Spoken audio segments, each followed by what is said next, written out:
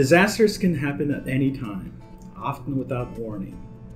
Floods, forest fires, severe storms, power outages, and other emergency situations can leave you and your family without access to the supplies you need, such as food, clean water, medication, and personal care items.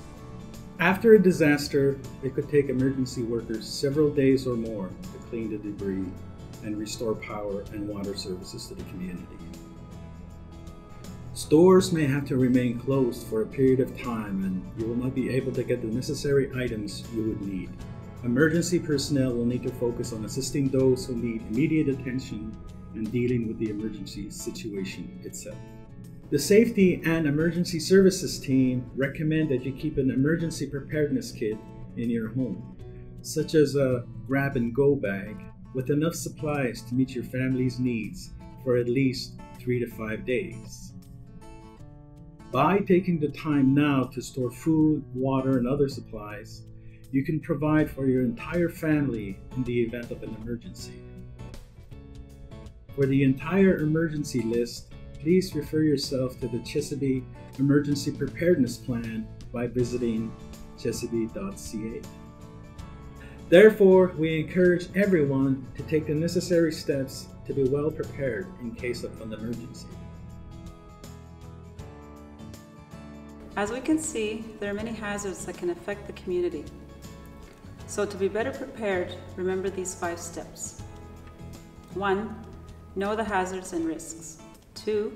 Make an emergency plan. 3. Learn about the school, daycare, work, and other buildings' evacuation plans.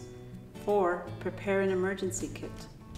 5. Always keep your gas at a minimum of a quarter tank or a full jerry can, as this could also be used for a generator. And it's important to familiarize yourself with the evacuation routes.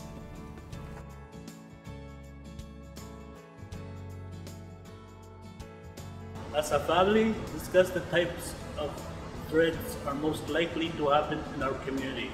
For more information, download the CHISASIBI Evacuation Preparedness Plan. Checklist at chisasibi.ca. Familiarize yourself with the types of hazards in our area. Emergencies can happen when family members are not all together in one place. Parents and children may be in different locations during the day. It is important to plan how you and your family can meet. If you or your family members spend time at a bush camp, make sure that you take this into consideration when making a communication plan. Ensure a family member or friend at home in the community knows when you are leaving, where your camp is located, and when you plan to return. In an emergency, this information will help emergency personnel quickly find and evacuate you if necessary.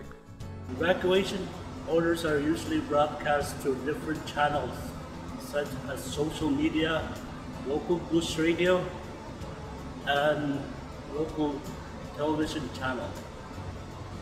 Evacuation order may be delivered by emergency services personnel from an emergency vehicle using a loudspeaker. This is an evacuation announcement. Please stay calm and proceed to the evacuation point. Always follow the directions of the officials when you ask to evacuate. It is for your safety.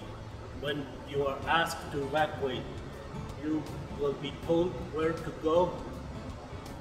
You may be sent to a local evacuation center or to an evacuation point.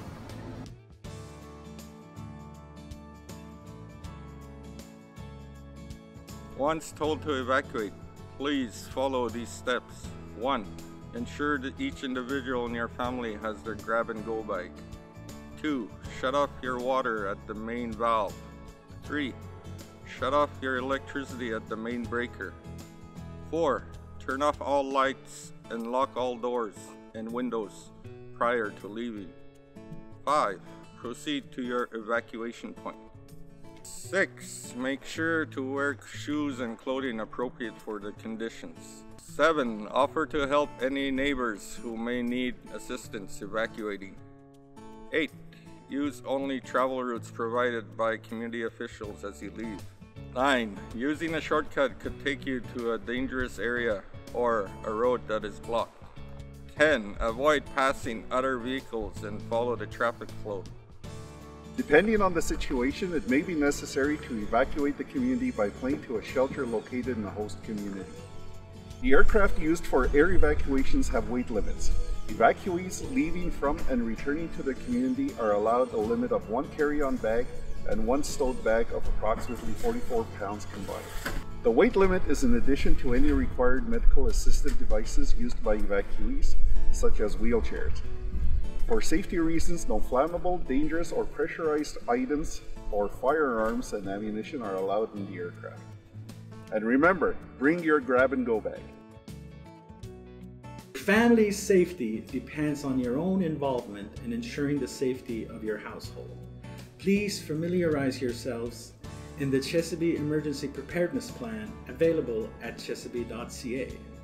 Remember, any state of emergency and/or evacuations can only be declared by the Chief under the recommendations of the Public Safety Officer. Thank you and be safe.